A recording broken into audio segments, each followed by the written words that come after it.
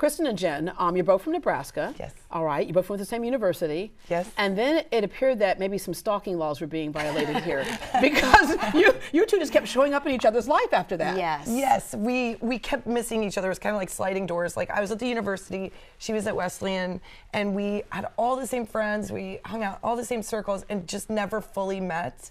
And then ended up moving to LA. Separately. And Separately. Then we lived a block and a half away from each other. I didn't know it, right? Didn't know it. Drove identical cars.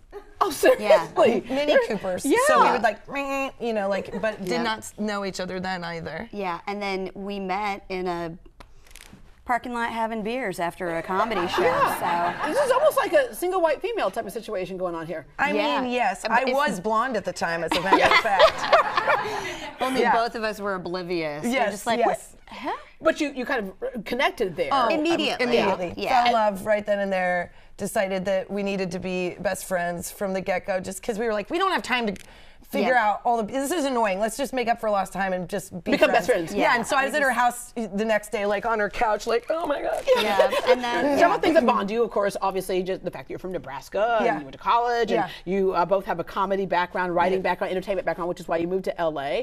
And then that thing that all of a sudden you have a whole new sorority of people in the same group, and that is a mom. Right. Yes. And you become a mom.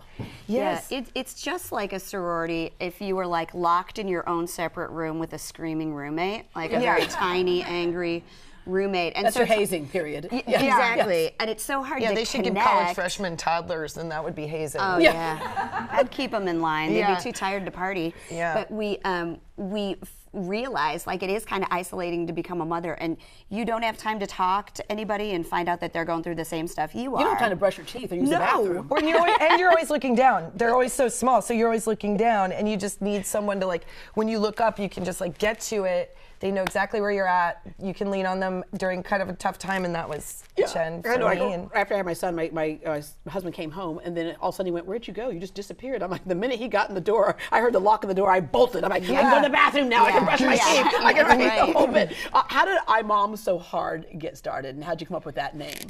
Well, we just kind of noticed that like once you become a mother, it just permeates your entire life. Like we were saying this morning, like you might have been a surgeon before you became a mom, but now you're just A mom. Yeah, a mom that's a surgeon. Yeah. So you're just mad at your kid while you're doing like heart surgery. Exactly.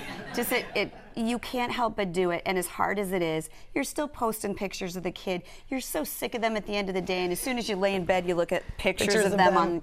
You just can't help but Mom So Hard. You can't. Yeah. So then we got together one night, a particularly bad night of momming and feeling like we were terrible. Was alcohol involved? Always. Anyway. So we had a glass of wine, we were crying, we were laughing, and then we were like, how come nobody shows this? Why can we show what this is? Because everybody's just telling us like how terrible everything is, or they're trying to inspire us, which is worse. You know, I don't want to Pinterest anything. Well, there's the super mom. What I always do is, and it works every time. My baby just goes to sleep for 8 to 9 hours. Yeah, it's like good for your baby. Lies. That kid might sleep for 8 hours, but then he's up for 8 hours. Yeah, or up for 24 hours. For 24 Yes, hours, right. like she's really only getting 8 hours a week. Yeah. So she's like, it's all relative. But yeah, then we did the videos trying to just show people that you can be okay with okay, and you don't have to be a perfect 10, and a 7 is like a great day. Yeah, right. Yeah. I'm looking at some of your things right now. Just even like sprucing up a little bit, right? Yeah. Like it's just you finally can just Look spruce how up a little oily bit. my hair is. That's real life. I'm a mommy. Get it? A true mommy, yes, a mommy and a mummy. And some of the other things you just kind of cover is just going through with your children, who you have a boy and a girl, ages 8, and today she's turning 6. Eleanor's her birthday today. Yeah, and my son is 6 and my daughter's 4, and so we were pregnant at the same time with our 6-year-olds. And they're 5 weeks apart, and hopefully they'll get married someday. So that's what we're hoping. Yeah. There are lots of things you talk about. Obviously, there's that thing where you're like, okay, the baby was only, like mine was 9'5", which is a big baby. That's a big baby. Okay, Mine was 9. Okay, but where did the other 20 pounds come from? Had I nothing to don't do with know. that 9'5", right? I had 80 to deal with, so. Oh, like, wow. Yeah, I know mine all came from Chipotle. Yeah. I know that. And then, of course, that's after your baby body. People would look and people on TV, they would call me and say, you've gained some weight. Yes, I had a baby. I had a baby. And they're like, No. Yes, but how long ago was that? That was 9. Who? And No, and get then them on the phone immediately. 9 Yeah. months? 9 years, but so what, right? And now it's 15 years. It's fine starting to come off. Yeah, well, my husband developed like a sympathetic weight gain, and it was all hot wings. Yeah. He didn't create life like I did, so he doesn't have the good excuse. He ate for all of us, and so did my husband. And then there's those things of how you dress your baby, because like when you go out of the house, now in the house is one thing, they have mismatched stuff on, but when you go out to the world, I remember I had a friend of mine gave me a Burberry onesie. Oh wow. And my son was like 9'5", he didn't fit in that Burberry onesie, but really he sure did. He sure, on picture day he was like this. He was like that. And I went to the photographer's like, that's a little small, isn't it? No, it's not. It's not. Because the plaid part of the Burberry is on the feet. It's gonna work. Right? Yeah. But we had we talk about this in the book, that like you try to make everything so picture perfect. Like I had for my daughter's first birthday this tea party, and everybody wore antique hats, and she had this beautiful white dress, and I put her down for a nap just before, and she had an explosive diaper situation happen. Yes. So all of the photos are like her in a took it sweatsuit. one step. Yeah, she decided to creative. Picasso do a collage. Yeah. And I came in and Jen was bawling. She's like, she's crapped everywhere. What do I do? Yes. We're taking off our old-timey hats and gloves, trying to clean the... Yeah. But you had the tea party. That's the other We thing. did, and the pictures are beautiful. Yes, but she's in a t-shirt. She's in a t-shirt. But then that's the other pressure that we have, is like the birthday party thing. Like when I was a kid, it was like a picnic table in the backyard and some cake and some ice cream and have a good time, pin the tail of a donkey. Yeah. Now it's like, I mean, it's like excursions. I know. I can't. It was like a pizza if you were lucky. If you were lucky. And then one of those cakes in like a rusty 9x12 pan. Yeah, and your mom always saved the candle. So it didn't matter if it said 4. She was like, just add a couple. You just turn it around It's a candle. and light it. It's like this. Just light it, blow it out, doesn't matter. We're going to get 2 photos anyway. Yeah. And then it's like, I think it's because we're so busy. We're just like desperate to create these memories for them and for us, and we're trying so hard to not mess it up that you just can't help but fail at it. Yeah. Okay. And part of what the book is about, in fact, we were saying we saw it in Barnes and Noble, so it's out there, right? I know, it's That's so gonna be really exciting. cool, right?